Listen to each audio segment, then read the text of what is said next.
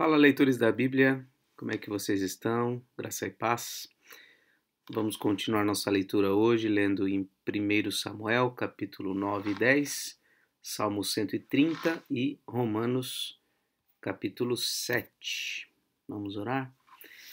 Senhor nosso Deus, obrigado, Pai, mais uma vez, por podermos nos aproximar da Tua Palavra, conhecer a revelação do Senhor, conhecer as histórias, sermos edificados, aprendermos, ó Deus, aquilo que o Senhor tem a nos ensinar. Apesar dessa leitura ser tão rápida, tão breve,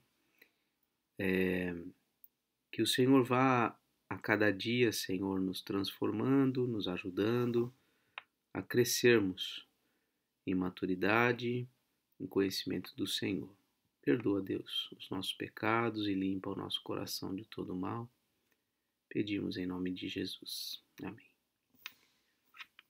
1 Samuel, capítulo 9. Havia um homem de Benjamim cujo nome era Quis, filho de Abiel, filho de Zeror, filho de Becorate, filho de Afias, benjamita, dono de muitos bens. Ele tinha um filho chamado Saul, moço e tão belo que entre os filhos de Israel não havia outro mais belo do que ele. Dos ombros para cima, ele sobressaía a todo o povo. Então a gente vê aqui a menção de um homem chamado Saul, filho ali da tribo de Benjamim.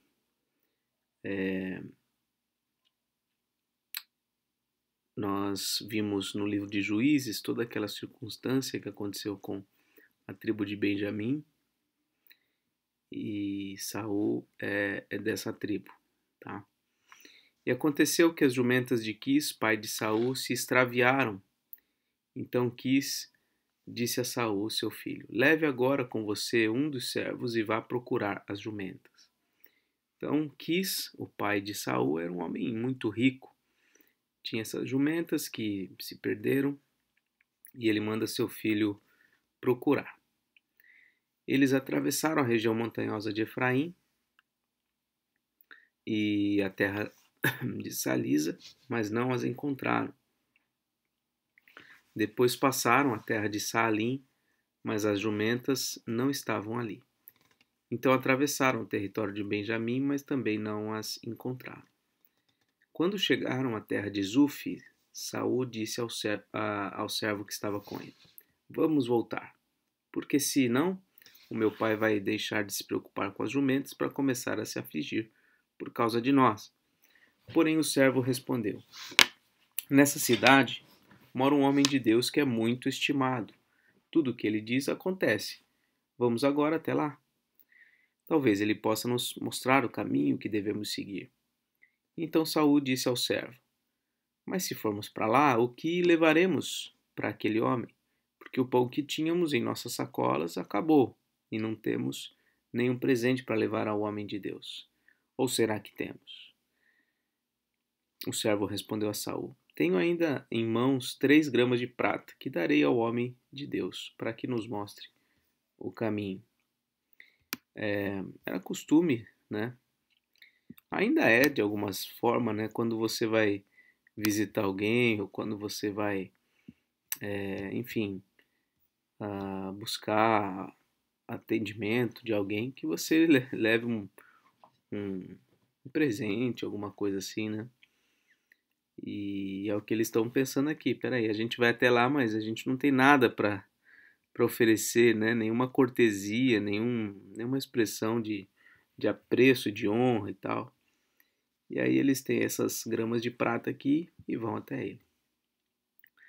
Antigamente em Israel, quando alguém ia consultar a Deus, dizia: vamos falar com o vidente, porque antigamente o profeta de hoje se chamava vidente.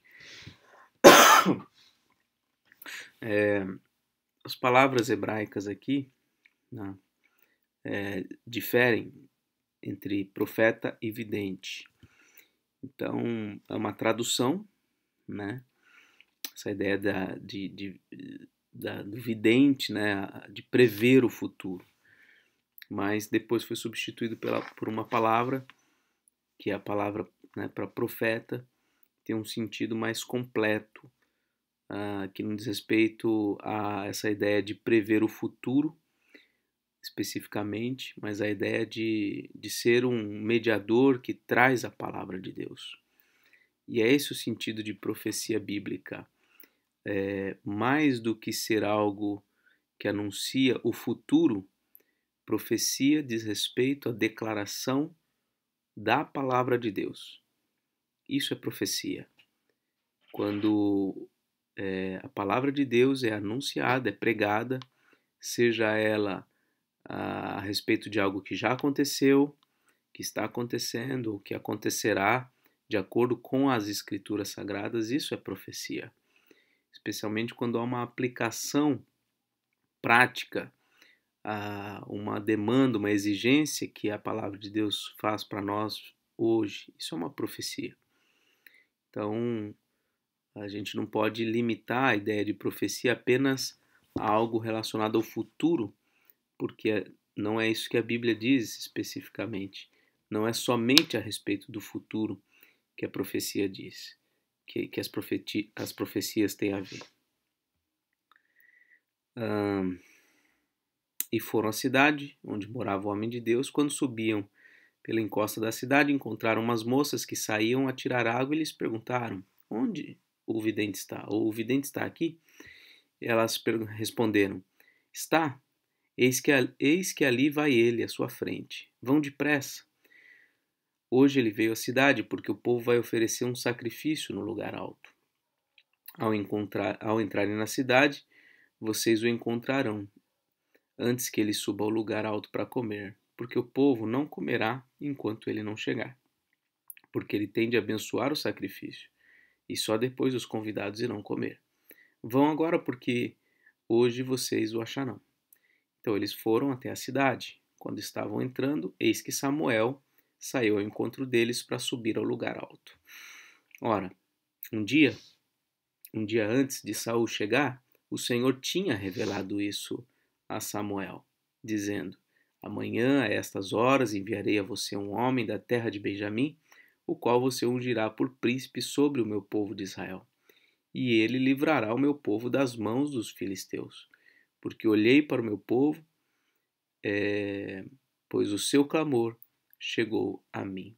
Então, Deus já tinha falado com Samuel de que enviaria um homem da tribo de Benjamim, a quem Deus já tinha separado para que fosse ungido um príncipe, ou seja, um rei, sobre o povo de Israel, a fim de livrar o povo das mãos dos filisteus, ou seja, fazer o que os juízes faziam, mas agora com a prerrogativa, ou as prerrogativas, de um rei. Quando Samuel viu Saul, o Senhor lhe disse: eis o homem de quem lhe falei, este dominará sobre o meu povo. Saul se aproximou de Samuel no meio do portão e disse: peço que, por favor, me mostre onde é a casa do vidente. E Samuel respondeu a Saul: eu sou o vidente. Suba diante de mim ao lugar alto. Hoje vocês comerão comigo. Pela manhã eu o deixarei ir e lhe contarei tudo o que está no seu coração. Quanto às jumentas que se perderam há 3 dias, não se preocupe com elas, porque já foram encontradas. E para quem está reservado tudo que é precioso em Israel, será que não é para você e para toda a casa de seu pai? Então Saul respondeu: por acaso não sou eu um benjamita, da menor das tribos de Israel? E não é a minha família a menor de todas as famílias da tribo de Benjamim? Por que então você me fala com tais palavras? Samuel levou Saul e o servo dele à sala de jantar e lhes deu o lugar de honra entre os convidados, que eram cerca de 30 pessoas. Então Samuel disse ao cozinheiro: traga aquela porção que eu lhe entreguei, aquela que eu lhe pedi para deixar reservada. O cozinheiro pegou a coxa com o que havia nela e a pôs diante de Saul. Então Samuel disse: aqui está o que foi reservado. pegue e coma, pois foi guardado para você para esta ocasião, quando eu disse, convidei o povo. Assim, Saul comeu com Samuel naquele dia. Depois que desceram do lugar alto para a cidade, Samuel falou com Saul no terraço. Levantaram-se de madrugada, quase ao raiar do dia. E Samuel chamou Saul para o terraço, dizendo: Levante-se, e eu irei com você para lhe indicar o caminho. Saul levantou-se e saíram ambos, ele e Samuel. Quando estavam chegando à extremidade da cidade, Samuel disse a Saul: Diga ao servo que passe à frente de nós. E você, quando ele tiver ido embora, espere um pouco para que eu possa transmitir a você a palavra de Deus. Então, eles jantam juntos. Samuel já dá indícios claros assim do que haveria de acontecer. Ele pede que o servo passe adiante para que ele ficasse apenas com Saul, e é o que Samuel vai então transmitir para ele aqui no capítulo 10. Samuel pegou um vaso de azeite e o derramou sobre a cabeça de Saul. Então ele o beijou e disse: O Senhor está ungindo você como príncipe sobre a sua herança, o povo de Israel. Hoje, quando você se afastar de mim, encontrará 2 homens junto ao túmulo de Raquel, no território de Benjamim, em Zelza. Eles lhe dirão: Já foram achadas as jumentas que você foi procurar. E eis que agora o seu pai já não pensa no caso delas, está aflito por causa de vocês, dizendo: Que posso fazer por meu filho? Ao seguir adiante, você chegará ao carvalho de Tabor. Ali virão ao seu encontro 3 homens que vão subindo a Deus em Betel. Um estará levando 3 cabritos, outro 3 pães e outro um odre de vinho. Eles irão saudar você e lhe darão 2 pães, que você deve aceitar. Então você seguirá para Gibeá Elohim, onde está a guarnição dos filisteus. Ao entrar na cidade, você encontrará um grupo de profetas que descem do lugar alto. Eles estarão tocando liras, tambores, flautas e harpas, e estarão profetizando. O Espírito do Senhor se apossará de você, e você profetizará com eles, e será mudado em outro homem. Quando estes sinais se cumprirem, faça o que a ocasião exigir, porque Deus está com você. Vá na minha frente para Gilgal, eis que eu descerei para junto de você, a fim de oferecer holocaustos e apresentar ofertas pacíficas. Espere 7 dias até que eu venha para junto de você e diga o que você deve fazer. Aconteceu que, no momento em que Saul se virou para se despedir de Samuel, Deus lhe mudou o coração. E todos esses sinais aconteceram naquele mesmo dia. Quando eles chegaram a Gibeá, eis que um grupo de profetas saiu ao encontro deles. O Espírito de Deus se apossou de Saul, e ele profetizou no meio deles. Todos os que já o conheciam, vendo que ele profetizava com os profetas, perguntavam uns aos outros: Que é isso que aconteceu com o filho de Quis? Está também Saul entre os profetas? Então um homem do lugar perguntou: E quem é o pai dos outros? Por isso surgiu este provérbio: Está também Saul entre os profetas? E depois de profetizar, Saul seguiu para o alto do monte. O tio de Saul perguntou a ele e ao seu servo: Aonde vocês foram? E Saul respondeu: Fomos procurar as jumentas, e quando vimos que não apareciam, fomos falar com Samuel. Então o tio de Saul disse: Conte-me, por favor, o que Samuel disse a vocês. Saul respondeu: Ele nos disse que as jumentas tinham sido encontradas.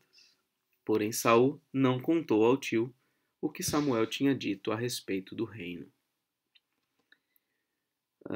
Samuel convocou o povo para comparecer diante do Senhor em Mispa e disse aos filhos de Israel: Assim diz o Senhor, o Deus de Israel: Eu tirei Israel do Egito, e os livrei das mãos dos egípcios e das mãos de todos os reinos que os oprimiam.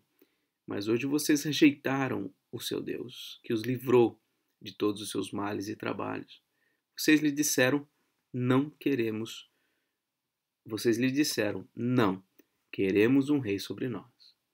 Agora, pois, reúnam-se diante do Senhor por tribos e grupos de milhares. Então, primeiro houve a unção com óleo, que era um hábito, né, na unção de reis. Depois disto, Saul profetiza, né, uma ação interessante, né, que acontece ali, mas é algo assim esporádico na vida de Saul. Saul não é cheio do Espírito Santo, como o Novo Testamento vai falar que o povo de Deus é, ou que devemos ser, ou temos o Espírito Santo habitando em nós. Naquele contexto, o Espírito se manifestava de forma pontual e por algum período, tanto que depois nós vamos ver que o Espírito sairá de Saul. E aqui não diz respeito à salvação exclusivamente, mas uma ação sobrenatural do Espírito na vida deles. De fato, há muito mistério envolvido nessa passagem. E então, no dia seguinte, Samuel convoca todo o povo. Não adianta Saul ser ungido de forma particular sem que o povo saiba quem é o rei, sem que o povo esteja diante da proclamação ali de quem é o rei.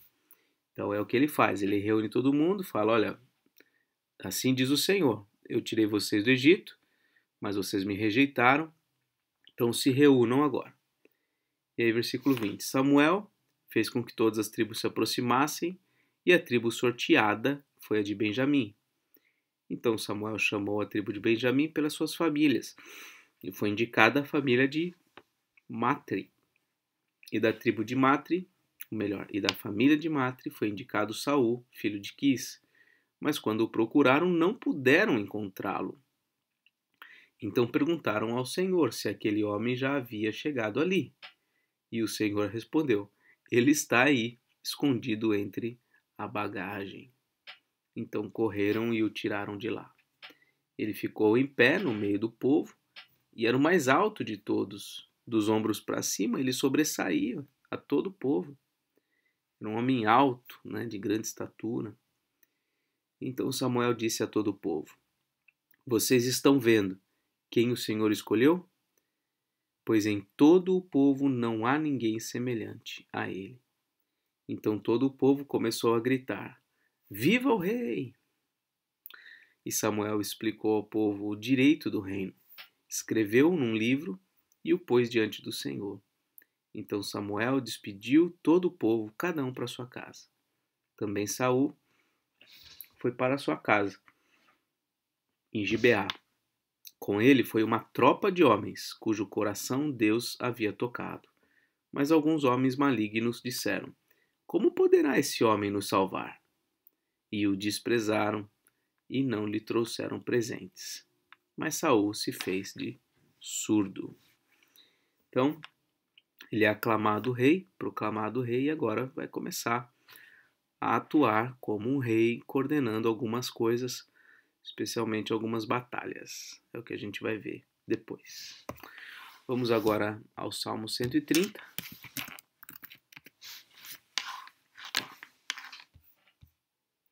Das profundezas clamo a ti. Continuamos ainda nos cânticos de peregrinação. Das profundezas clamo a ti, Senhor.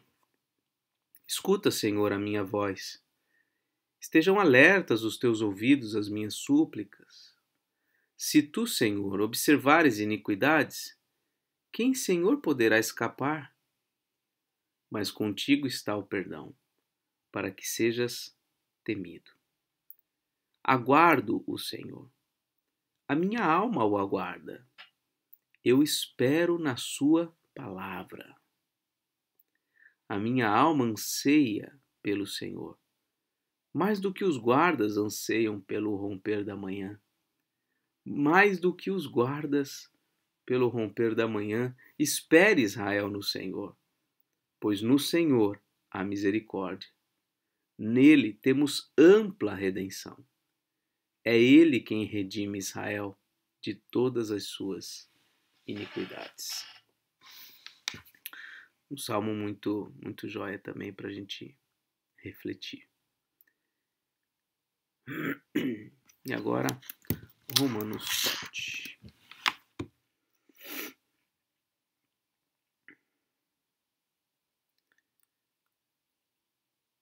Lembrando aqui, Paulo está falando sobre a justificação pela fé. No capítulo 6 ele falou que o fato de que nós somos justificados pela fé não significa que temos liberdade para viver em pecado. Pelo contrário, não há mais o domínio do pecado sobre nós. Nós não somos mais escravos do pecado, mas agora somos escravos de Deus, escravos da justiça, escravos da obediência. E aí agora ele vai fazer uma analogia com o casamento, para mostrar como nós já fomos desvinculados do pecado. Não há mais qualquer obrigatoriedade de vivermos no pecado. Ou vocês não sabem, irmãos, pois falo aos que conhecem a lei, que a lei tem domínio sobre a pessoa apenas enquanto ela está viva? Por exemplo, a mulher casada está ligada pela lei ao seu marido, enquanto ele vive, mas se o marido morrer, ela ficará livre da lei conjugal, de modo que será considerada adúltera se, enquanto o marido estiver vivo, ela se unir com outro homem. Mas se o marido morrer, ela estará livre da lei, e não será adúltera se casar com outro homem. Assim, meus irmãos, também vocês morreram para a lei, por meio do corpo de Cristo, para que pertençam a outro, a saber, aquele que ressuscitou dentre os mortos, a fim de que frutifiquemos para Deus. Porque quando vivíamos segundo a carne, as paixões pecaminosas despertadas pela lei operavam em nossos membros, a fim de frutificarem para a morte. Agora, porém, estamos livres da lei, pois morremos para aquilo a que estávamos sujeitos, para que sirvamos de maneira nova, segundo o Espírito, e não da maneira antiga, segundo a letra. Então, Paulo está usando a ideia do casamento. Olha, assim como uma mulher, quando o marido morre, não tem mais qualquer obrigação em relação a ele, da mesma forma, uma vez que nós morremos com Cristo, morremos para a lei. Estávamos casados com a lei, vamos dizer assim. E a lei nos despertava, né, vamos dizer assim, o pecado, né, por conta aí do nosso pecado, nós desobedecíamos à lei. Então, agora que nós estamos em Cristo, nós morremos para o pecado. Nós morremos para a lei, que nos impunha uma condição de pecadores, de transgressores. Nós morremos para isso. Certo? Então, ele está o tempo todo dizendo isso. Ele encerra aqui, ó, estamos livres da lei. Morremos para aquilo que estávamos sujeitos. E Paulo está sempre usando aqui a primeira pessoa do plural, nós.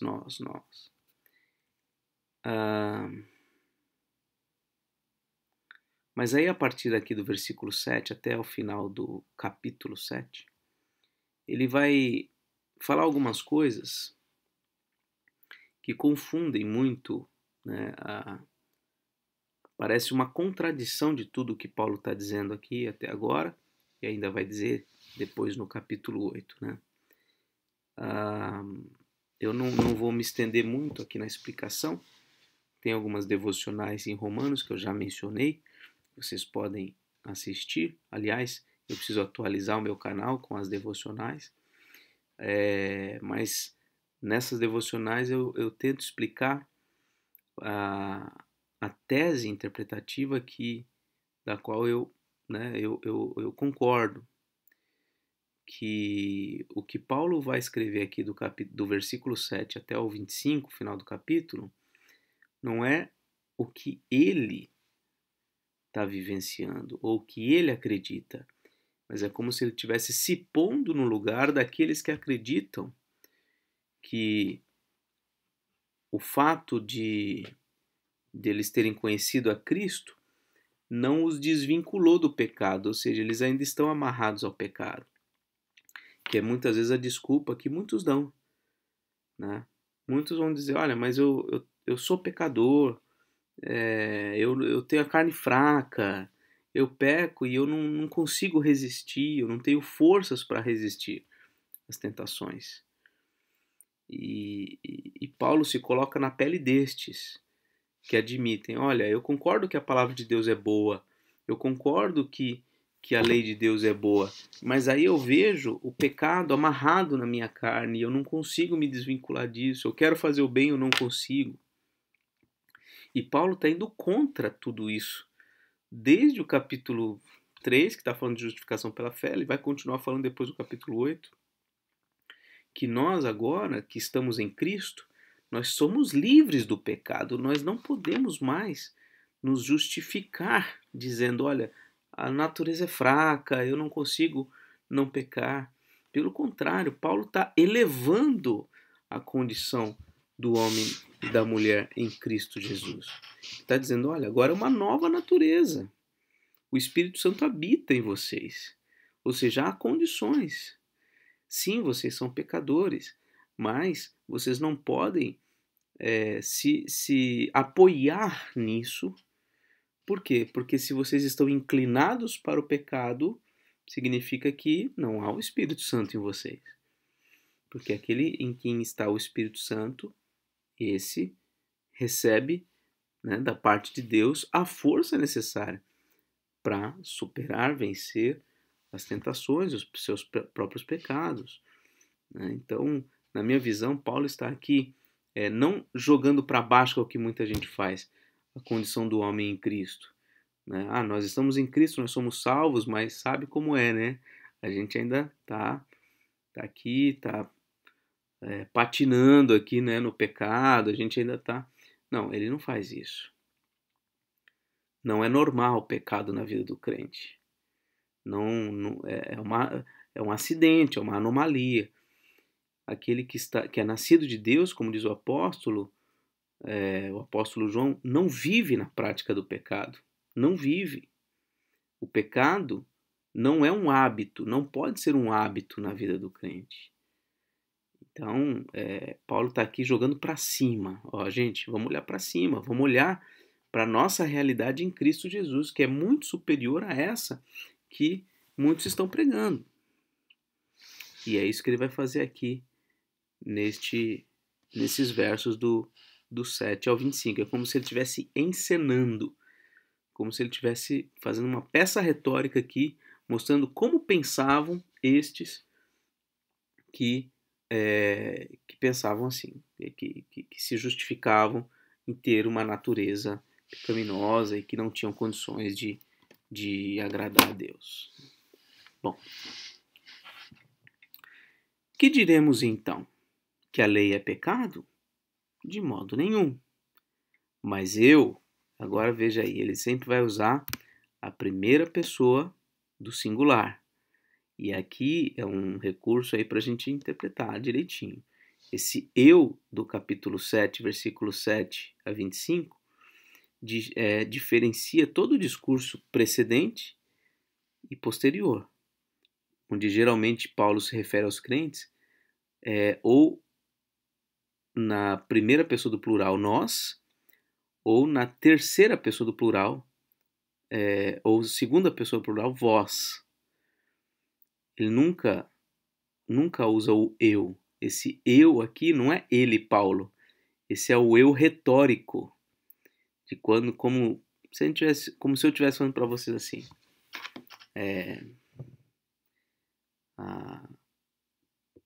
Deixa eu pensar aqui em alguma coisa, né? Eu sou um atleta. Eu acordo pela manhã, já faço o meu treino, meus alongamentos. No final da tarde eu faço minha corrida, corro 10 quilômetros todo dia e ainda faço musculação 3 vezes por semana, etc, etc. Eu estou falando um eu que não sou eu. Aliás, dá para perceber, né? Esse eu não sou eu. Esse eu do apóstolo Paulo aqui não é ele. Pelo menos essa é a minha interpretação. Ele está se referindo a um grupo de pessoas que pensam dessa maneira.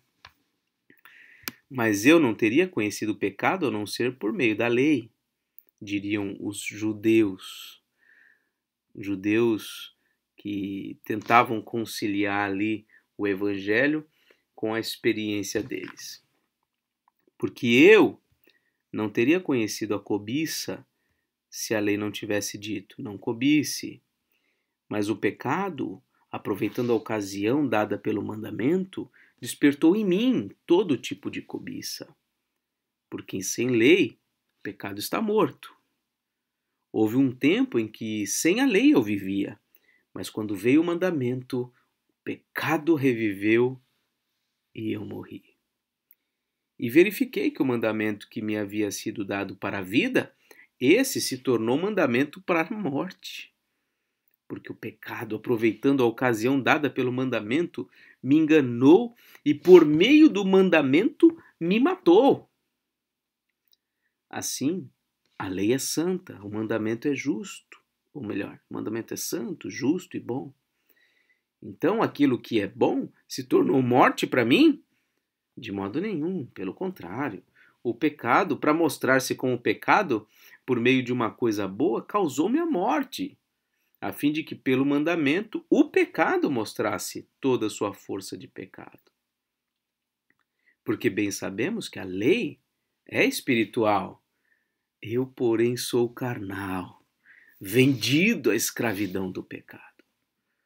Porque nem mesmo compreendo o meu próprio modo de agir, pois não faço o que prefiro, e sim o que detesto. Ora, se eu faço o que não quero, concordo com a lei que é boa. Neste caso, quem faz isso já não sou eu. Não sou eu. Não sou eu. É o pecado que habita em mim. Porque eu sei que em mim, isto é, na minha carne, não habita bem nenhum, pois o querer o bem está em mim, mas não o realizá-lo. Porque não faço o bem que eu quero, mas o mal que eu não quero, esse faço. Mas se eu faço o que não quero, já não sou eu quem o faz, e sim o pecado que habita em mim. Assim, encontro esta lei. Quando quero fazer o bem, o mal reside em mim. Porque, segundo o homem interior, tenho prazer na lei de Deus. Mas vejo nos meus membros outra lei que, guerreando contra a lei da minha mente, me faz prisioneiro da lei do pecado que está nos meus membros. Miserável homem que sou! Quem me livrará do corpo dessa morte? Graças a Deus por Jesus Cristo, nosso Senhor, de maneira que eu, de mim mesmo, com a mente, sou escravo da lei de Deus, mas segundo a carne, sou escravo da lei do pecado. Eu me recuso a acreditar que Paulo estaria dizendo isso por ele próprio. Seria uma contradição. Paulo não está falando dele próprio. Ele está falando de gente que pensa assim. Gente que pensa, não, eu amo a lei de Deus, eu gosto da palavra, eu quero obedecer a Deus, mas eu não consigo. Ele está falando dessas pessoas. Ele está falando contra esse tipo de pensamento. Parece um absurdo? Não. É só você ler o texto. Por exemplo, aqui, ó, você vai ver já no capítulo 8, a gente vai ler depois. Ele diz aqui, ó, não vivemos segundo a carne, mas segundo o Espírito. Ué, mas ele aqui em cima, no capítulo 7, acabou de dizer aqui que ele é vendido à escravidão do pecado. Olha aqui, ó. O pecado habita em mim. Cadê? Ele fala aqui, eu sou carnal, ó. Sou carnal, vendido à escravidão do pecado. Peraí, mas aqui no capítulo 8 ele já diz que não, que ele não vive segundo a carne. Então, Paulo não está se contradizendo. O problema é a nossa dificuldade de entender o texto. O texto está muito claro. O texto está muito claro. Na minha visão, o apóstolo Paulo está mostrando, não, gente, não pensem assim. Não pensem vocês da forma como está aqui, como ele está representando aqui. Não pensem assim. Embora vocês sejam pecadores, o pecado, vocês morreram para o pecado, gente. Capítulo 6, capítulo 7 no início, capítulo 8, vocês morreram pro pecado. Vocês foram justificados. Ao Espírito Santo habitando em vocês. Vocês são novas criaturas. Acabou a vida pro pecado que vocês tinham. Vocês não podem dizer a lei do pecado, a lei despertou o mal dentro de mim, eu sou um homem miserável, eu quero agradar a Deus, mas eu não consigo. Não. Para. Se de fato você tem o Espírito Santo, ele vai vivificar, ele vai vivificar o corpo de vocês. Ele vai renovar a mente, o coração, as paixões, os desejos de vocês. Ele vai santificar vocês. Esse é o processo natural na vida do crente, a santificação. Isso é o normal na vida do crente. Crescimento na santificação. Bom, essa foi a leitura de hoje. Que Deus te abençoe. Um forte abraço e até mais, se Deus quiser.